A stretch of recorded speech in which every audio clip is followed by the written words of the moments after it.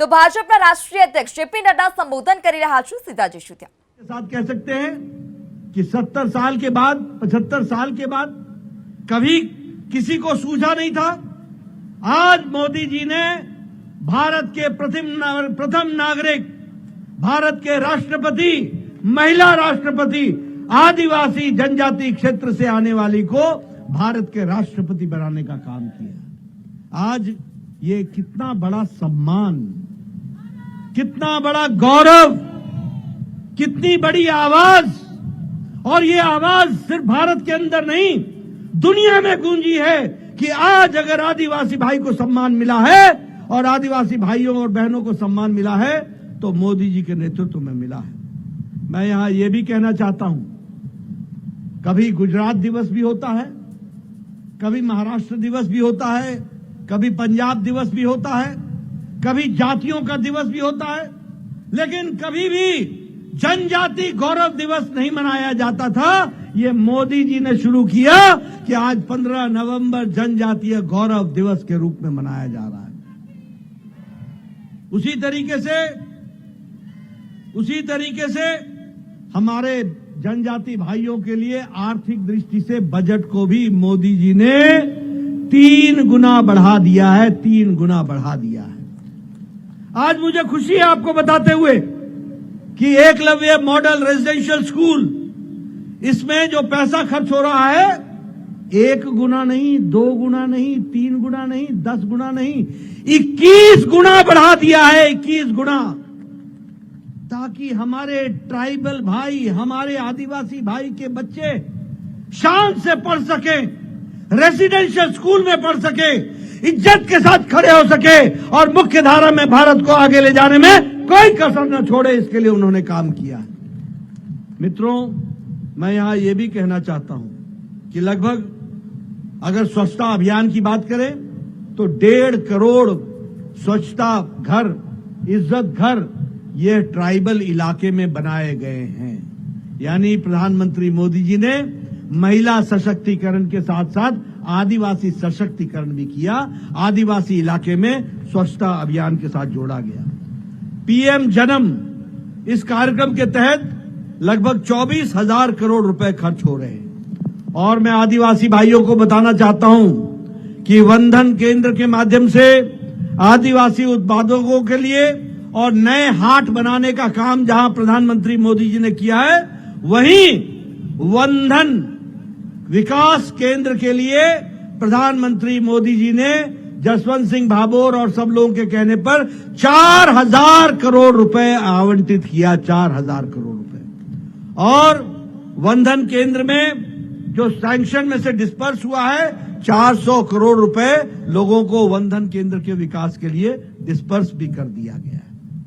मैं एक बात और बताना चाहता हूं, देश में तो गुजरात आगे है ही है, लेकिन प्रधानमंत्री मोदी जी ने 10 साल के अंदर हमारी अर्थव्यवस्था को, हमारी इकोनॉमी को, हमारी आर्थिक विरासत को, जो 11वें नंबर पर खड़ी थी, 11वें नंबर पर, उसको ब्रिटानिया को पछाड़कर, जिस ब्रिटेन ने हमको 200 साल राज किया, उसको पछाड़कर आज भारत की अर्थव्यवस्था 5वें नंबर की अर्थव्यवस्था बन गई, 5वें नंबर की अर्थव्यवस्था।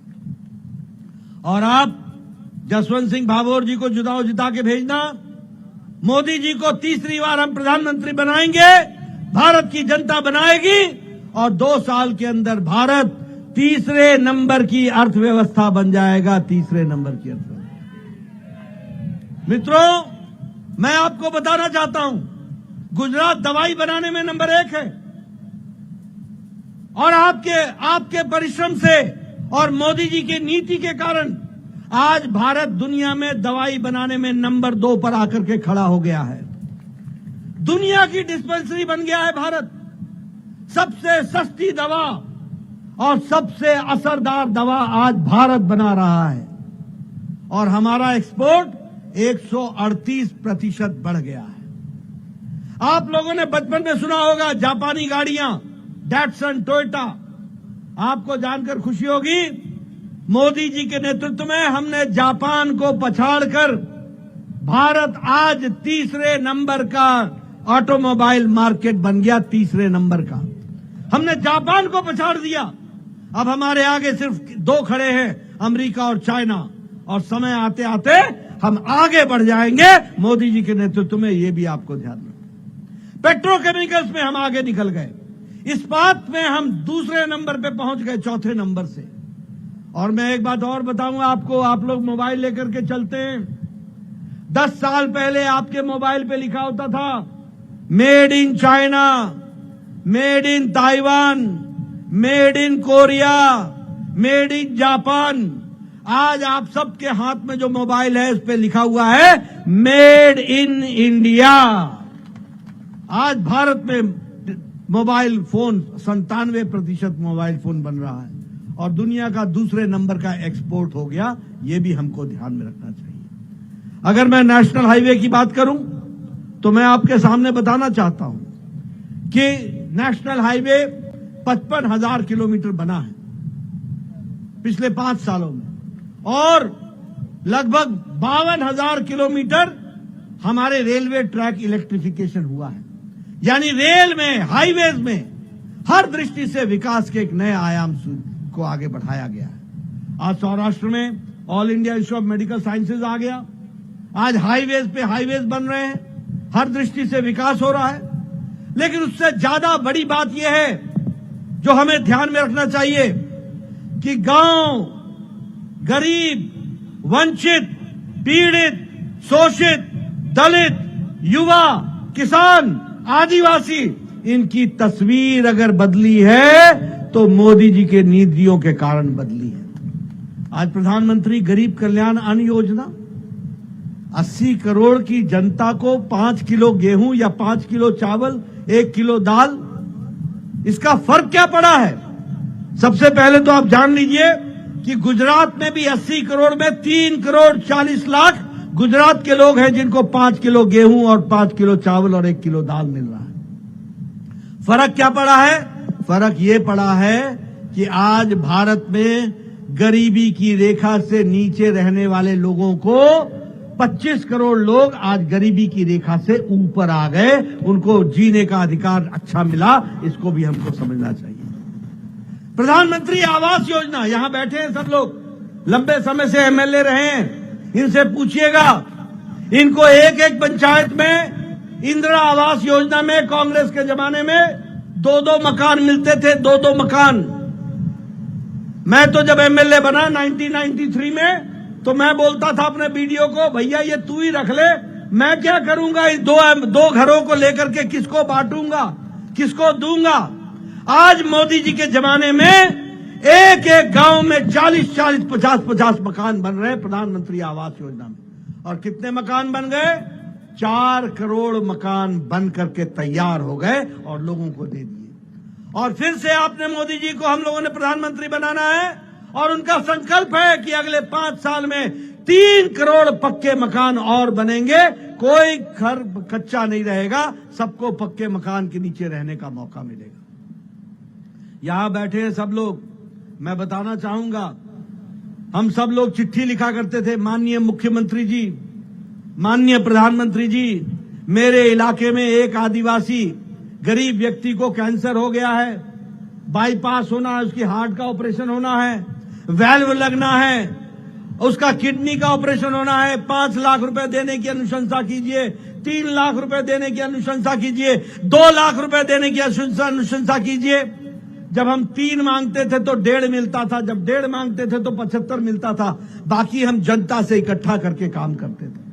लेकिन जब से मोदी जी प्रधानमंत्री बने हैं, आपको जानकर खुशी होगी कि भारत का कोई भी गरीब, 10 करोड़ 74 लाख परिवार, 55 करोड़ लोग, भारत की 40% की आबादी, और ये गरीब आबादी कौन है? ये गरीब लोग, रिक्शा वाला, ठेला वाला, रेडी वाला, सब्जी वाला, ये सब्जी के उसमें बोझा ढोने वाला, बस का ड्राइवर, बस का क्लीनर, ट्रक का ड्राइवर, ट्रक का क्लीनर, बस का कंडक्टर, लिफ्ट मैन, होटल में वेटर का काम करने वाला, सैलून में बाल काटने वाला, कूड़ेदान से प्लास्टिक इकट्ठा करने वाला, ऐसे गरीब लोगों को प्रधानमंत्री जी ने हर साल गंभीर बीमारी से लड़ने के लिए 5 लाख रुपए का गंभीर बीमारी से लड़ने के लिए हेल्थ कवर दिया, 5 लाख रुपए का। और अब मेरी बात आप कान खोल कर सुन लीजिए। मोदी जी का संकल्प है, तीसरी बार वो प्रधानमंत्री बनेंगे। अब इस देश में कोई भी माता जिसकी उम्र 70 साल से ऊपर हो गई है, कोई भी बुजुर्ग जिसकी 70 साल से ऊपर उम्र हो गई है, किसी भी जाति का, किसी भी मजहब का, किसी भी इलाके का, किसी भी आमदनी का, अमीर हो या गरीब, सबको मोदी जी की तरफ से 5 लाख रुपए का आयुष्मान भारत का कार्ड मिलेगा। 5 लाख सबको। ये बदला हुआ भारत है मोदी जी के नेतृत्व में। आप सोचो, 70 साल से ऊपर इंश्योरेंस कंपनी भी 70 साल से ऊपर के लोगों का इंश्योरेंस नहीं करती है, और मोदी जी 70 साल से ऊपर के लोगों को हर को 5 लाख रुपए का हेल्थ कवर देंगे। 5 लाख। और मित्रों, मानवता की बात देखो, सोच देखो मोदी जी की। किसी ने किन्नर समाज के बारे में नहीं सोचा, किसी ने नहीं सोचा कि वो हमारे समाज के भागीदार हैं। मोदी जी ने तय किया है, इस देश का कोई भी किन्नर समाज का व्यक्ति होगा, उसको आयुष्मान भारत से जोड़ा जाएगा। उसको जीने का अधिकार है, उसको आगे बढ़ने का अधिकार है। इसलिए मित्रों, हर दृष्टि से हमारी बहनें बैठी हैं, मैं बताना चाहता हूं, मोदी जी का संकल्प है 5 साल में 3 करोड़ दीदियों को लखपति दीदी बनाया जाएगा। 3 करोड़ दीदियों को। मित्रों, आप देखिए, 30 साल से, अब ये 2029 का जब चुनाव होगा, नारी शक्ति वंदन विधेयक के तहत हमारे पार्लियामेंट में 33% महिला एमपी बन करके जाएंगी। और जब अगला गुजरात का विधानसभा का चुनाव होगा, तो उस चुनाव में भी 33% बहनें हमारी चुन करके जाएंगी और विधानसभा में बैठेंगी। जो काम 3 दिन में, 3 साल में, 30 साल में नहीं हुआ, वो 3 दिन में मोदी जी ने करके दिया है। इसलिए विकास के दृष्टि से नए आयाम लिखे गए हैं और उनको बढ़ाया गया है। मैं यहां यह भी बताना चाहता हूं, गुजरात बड़ा भाग्यशाली है। आपको 2 सेमीकंडक्टर यूनिट मिल रहे हैं, एक धोलेरा में और एक सनद में 2 सेमीकंडक्टर यूनिट मिल रहे हैं। देश में 3 आए हैं, एक आसाम में और 2 यहां लग रहे हैं। आप देखिए किस तरीके से विकास हो रहा है। और 6 सिटीज को स्मार्ट सिटी में जोड़ लिया गया है और उसमें उसको आगे बढ़ाने का काम किया गया है। और मुझे खुशी है कि 11,400 करोड़ रुपए खर्च होंगे और इसमें से दाहोद भी स्मार्ट सिटी में आ गया है। दाहोद भी स्मार्ट सिटी से जुड़ेगा। और इसी के साथ साथ मैं ये भी बताना चाहता हूं कि प्रधानमंत्री मित्र टेक्सटाइल पार्क नवसारी में रेलवे पर 14 गुना बजट बढ़ा दिया गया है। और अगले 5 साल में Ahmedabad to Mumbai bullet train चलेगी, देश में पहली चलेगी, तो वो गुजरात से चलेगी। वो भी हमको ध्यान में रखना चाहिए। और मैं अहमदाबाद में मेट्रो को ऑपरेशनलाइज कर दिया गया है और उसी के साथ साथ 8 नए एयरपोर्ट खोले गए हैं और उसी तरीके से सूरत का भी नया एयरपोर्ट बन रहा है। हर तरीके से दिल्ली को अहमदाबाद से, मुंबई से, चेन्नई से जोड़ने का कॉरिडोर का काम चल रहा है। और सबसे बड़ी बात है कि प्रधानमंत्री जी ने सबसे लंबा केबल का ब्रिज, जिसे हम सुदर्शन सेतु कहते हैं, उसको भी ऑपरेशनलाइज कर दिया है। इसलिए बदलता भारत, बदलता गुजरात, बढ़ता गुजरात, विकसित भारत, इस सारे बात को लेकर के हम चले हैं और आगे बढ़ रहे हैं। मैं यहां ये भी कहना चाहता हूं कि आपके यहां की वाटर सप्लाई दाहोद की, उस पर 840 करोड़ रुपए खर्च हो रहा है और वो विकास के साथ जोड़ा जा रहा है। मुझे ये भी खुशी है आपको बताते हुए कि आपके यहां 9,000 हॉर्स पावर का इलेक्ट्रिक लोकोमोटिव प्रोडक्शन का दाहोद में स्थापित हुआ जा रहा है। उसके लिए मैं विशेष करके आपको बधाई देता हूं, जिसमें 20,000 से ज्यादा तो डायरेक्ट एम्प्लॉयमेंट मिलेगी और इनडायरेक्ट एम्प्लॉयमेंट लगभग 1 लाख से ज्यादा लोगों को मिलेगी और विकास का काम होगा। मित्रों, हमारे दृष्टि से जो मैंने बातें कहनी है उन बातों को मैंने कहा है, लेकिन इसके साथ साथ मैं एक बात और भी बताना चाहता हूं। हमने अपनी बात तो कर ली, लेकिन हम अपने विरोधी क्या कर रहे हैं उसके बारे में अगर हम चर्चा नहीं करेंगे तो शायद मैं न्याय नहीं करूंगा। और मैं इसलिए बोलता हूं कि देखो, अमावस्या जब तक जानोगे नहीं तब तक पूर्णमासी का मजा नहीं आएगा। जब तक अंधेरा समझोगे नहीं तब तक उजाले का महत्व समझ में नहीं आएगा। मैंने अभी तक तो आपको उजाला ही उजाला दिखाया कि किस तरीके से देश विकास कर रहा है मोदी जी के नेतृत्व में, लेकिन ये बात जान लो कि जो हमारे विरोध में खड़े हैं उनको आपसे कोई लेना देना नहीं है। वो सेवा के लिए नहीं आए हैं, वो मेवा खाने के लिए आए हैं। वो आपकी सेवा के लिए नहीं आए हैं, वो अपने परिवार को बढ़ाने के लिए आए हैं। ये गठबंधन गठबंधन, ये इंडी अलायंस, ये दो बातों का अलायंस है। मोदी जी कहते हैं भ्रष्टाचार हटाओ, वो कहते हैं भ्रष्टाचारियों को बचाओ। आप देखो, एक तरफ उजाला है, बोलो आपके पैसे का हकदार आप उसको चोरी होने दोगे? उस पर कोई डाका डालने दोगे? मोदी जी पहरेदार की तरह खड़े हैं कि नहीं खड़े? वो कहते हैं भ्रष्टाचार हटाओ, मोदी जी कहते हैं भ्रष्टाचार हटाओ, और वो कहते हैं भ्रष्टाचारियों को बचाओ।